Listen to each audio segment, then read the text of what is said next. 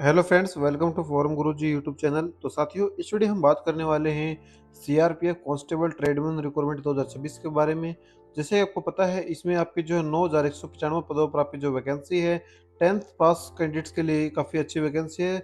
CRPF यानी कि central reserve police force में आपकी जो यहाँ पर वैकेंसी है आई हुई है। इसके जो आवेदन है आज से यानी कि 20 अप्रैल से स्टार्ट हो चुके हैं, और इसके जो आवेदन रहेंगे साथियों वो जो 19 मई 2026 तक जो है आप इसमें ऑनलाइन आवेदन कर सकते हैं। अगर हम फीस की बात करें तो जनरल, ओबीसी और ईडब्ल्यूएस कैंडिडेट्स के लिए तो जो 100 रुपये फीस रखी गई है। इसके अलावा जो एससी, एसटी या फिर जो ईएसएम या फिर फीमेल कैंडिडेट है, उनके लिए कोई भी फीस यहाँ पर जो नहीं रखी गई है। एज लिमिट, इसके अलावा सैलरी डिटेल और जो यहाँ पर सिलेक्शन प्रोसेस संबंधित संपूर्ण जानकारी के लिए आप विजिट कर सकते हैं www.sarkarijobhubs.com पर, या फिर आपको डिस्क्रिप्शन में लिंक मिल जाए तो डायरेक्टली आप वहाँ से भी जो अप्लाई कर सकते हैं। जैसे कि आपको पता है कि अब की बार जो सीआरपीएफ ने अपना जो है रिक्वायरमेंट के लिए जो है अप्लाई के लिए नया पोर्टल यहाँ पर जो लॉन्च किया है, तो उसी के माध्यम से आपको जो यहाँ पर इस वीडियो में बताएंगे कौन सी डॉक्यूमेंट्स की रिक्वायरमेंट रहने वाली है।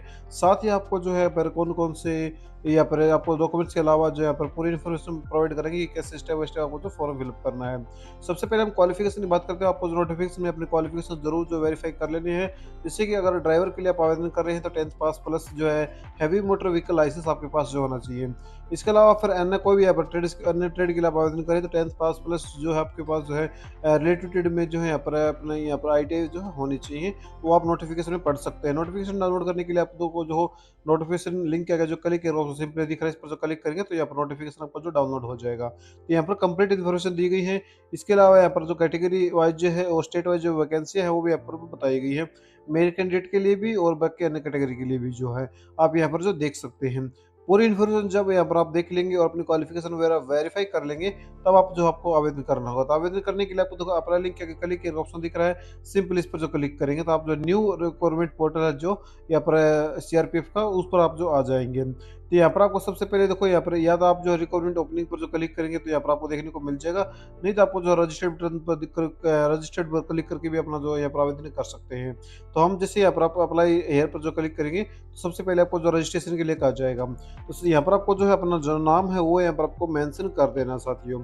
इसके बाद यहाँ पर आपको अपनी एक ईमेल आईडी है वो यहाँ पर फिलअप करनी होगी। यहाँ पर अपना फुल नेम जो कि आपकी 10th की मार्कशीट में है सेम वही नाम आपको यहाँ पर फिलअप करना होगा। तो आपको जो यहाँ पर अपनी एक ईमेल आईडी फिलअप करनी है, जो आप ईमेल आईडी रजिस्टर्ड करना चाहते हैं तो वो ईमेल आईडी यहाँ पर फिलअप करेंगे। देन आपको यहाँ पर अपना एक मोबाइल नंबर साथियों वो फिलअप करना होगा। तो मोबाइल नंबर फिलअप करने के बाद आपको जनरेट ओटीपी पर जो क्लिक कर देना है। तो जो आपकी मोबाइल नंबर पर ओटीपी आया तो सबसे पहले इसको यहाँ पर फिलअप करेंगे। देन अपनी ईमेल आईडी पर जो ओटीपी है तो उसको यहाँ पर फिलअप करने के बाद जब दोनों ओटीपी यहाँ पर आप फिलअप कर देंगे तो आपको देखो वेरीफाई ओटीपी का बटन जो दिख रहा है, सिंपली आप इस पर जो क्लिक कर देना, जिससे आपके जो ईमेल आईडी और मोबाइल नंबर है दोनों जो है वेरीफाई हो जाएंगे।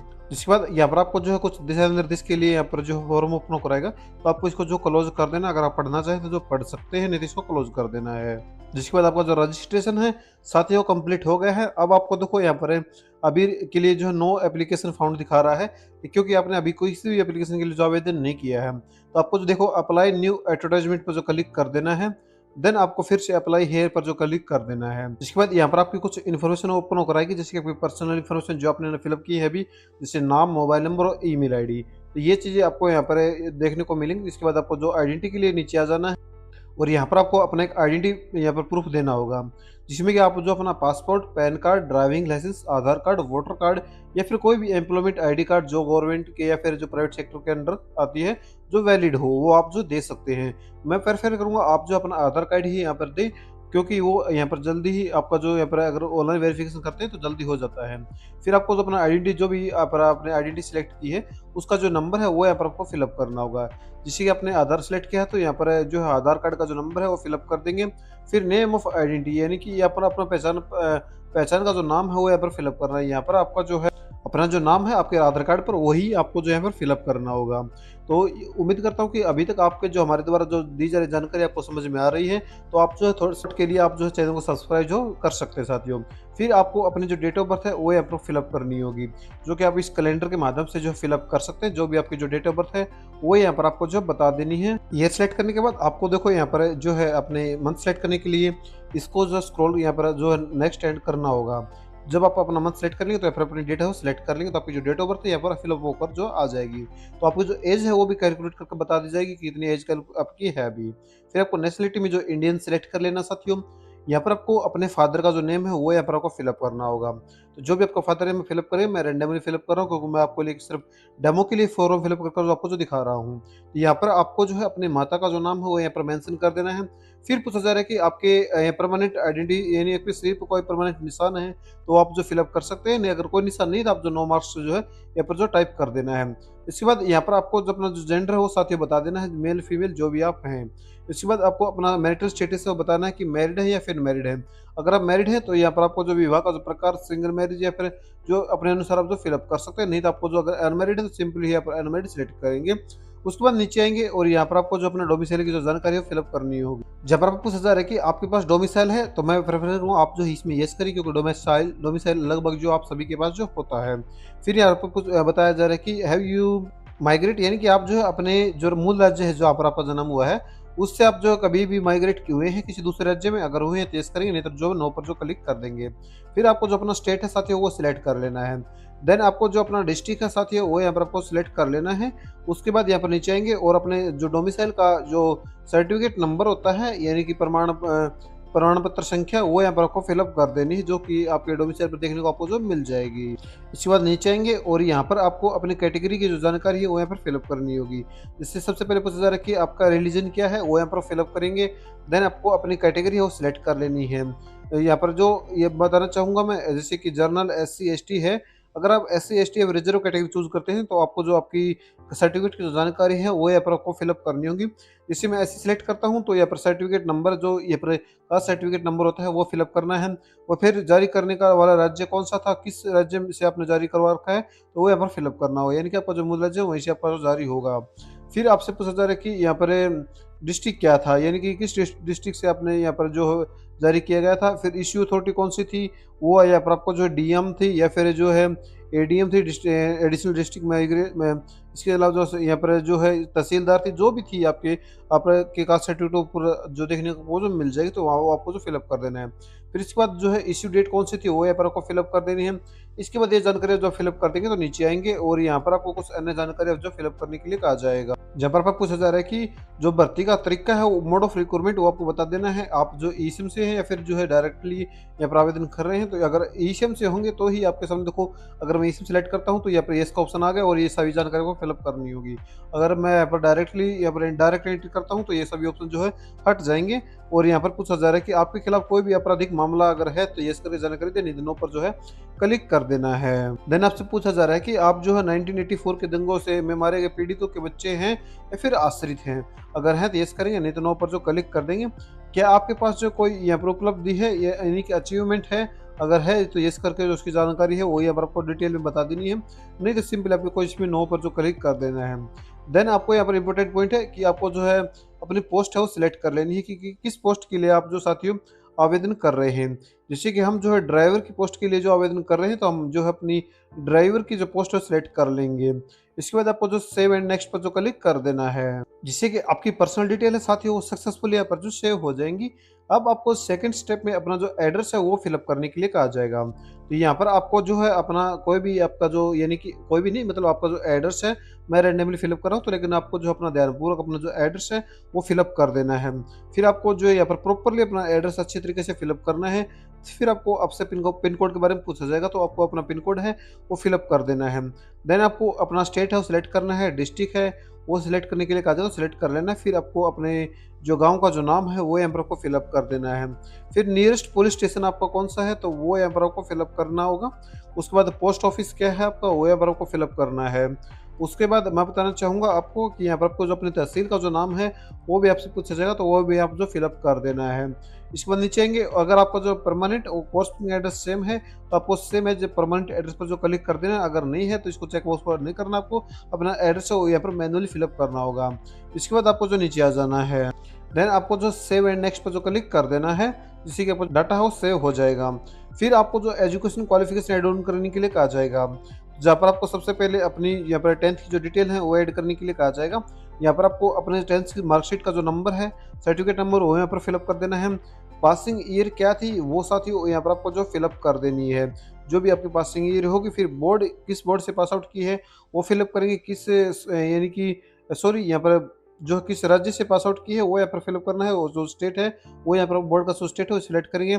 फिर किस बोर्ड से या फिर यूनिवर्सिटी से पास आउट की, जैसे कि सीबीएसई से था या फिर जो स्टेट बोर्ड से था किसी से, तो वो यहाँ पर अपने अनुसार आप जो फिलअप कर सकते हैं। फिर आपको जो ऐड बटन पर जो क्लिक कर देना है, जिससे कि आपकी जो 10th की डिटेल है वो यहाँ पर जो ऐड हो जाएंगी। फिर इसी प्रकार आपको अपने 12th की जो डिटेल है वो यहाँ पर ऐड करने के लिए कहा जाएगा। यहाँ पर पासिंग ईयर है वो आपको फिलअप कर देना है। उसके बाद अपना जो स्टेट है वो सिलेक्ट करेंगे और यहाँ पर जो बोर्ड है वो सिलेक्ट कर लेंगे।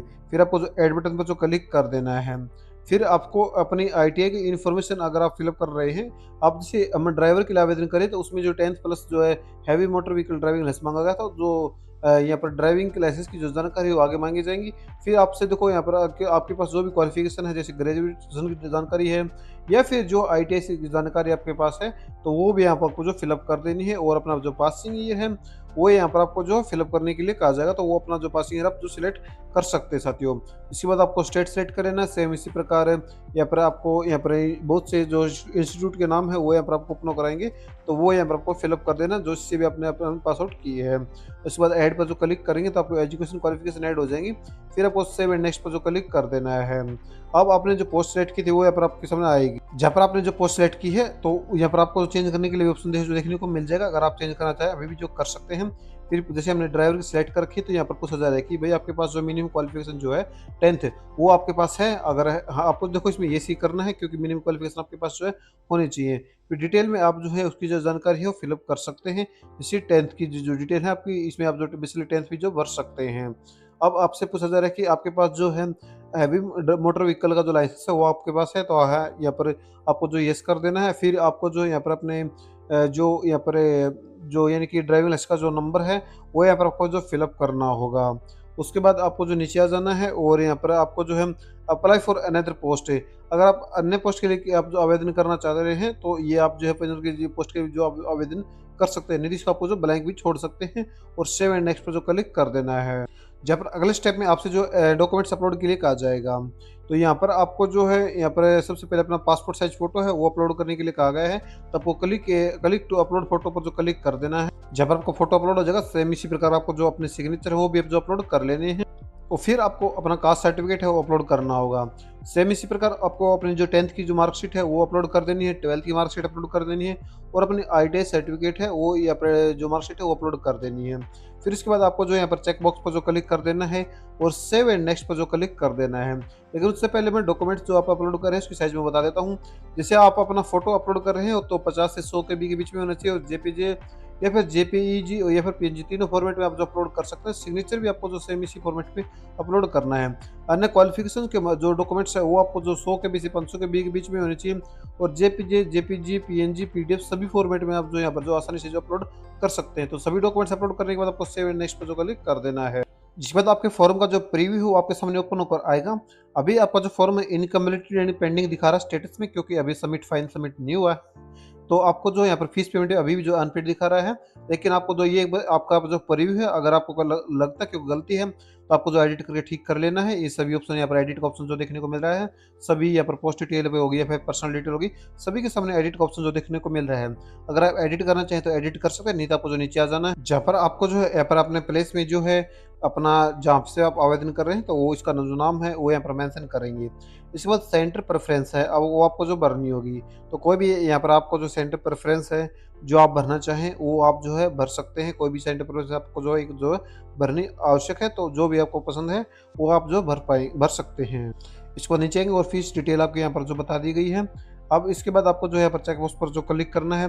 देखो ये आपकी जो है 47 रुपये पहले तो बताया गया था भी जो है एससी कैटेगरी लिए कोई फीस नहीं, लेकिन अभी शायद ये जीएसटी चार्जेस वगैरह कुछ हैं, तो आपको अभी के लिए 47 रुपये 20 पैसे जो है फीस पेमेंट करने के लिए जो कहा जाएगा। तो आपको सिंपली पे नाउ पर जो क्लिक करके अपने डेबिट कार्ड क्रेडिट कार्ड या फिर नेट बैंकिंग के माध्यम से पेमेंट है वो कर सकते हैं साथियों।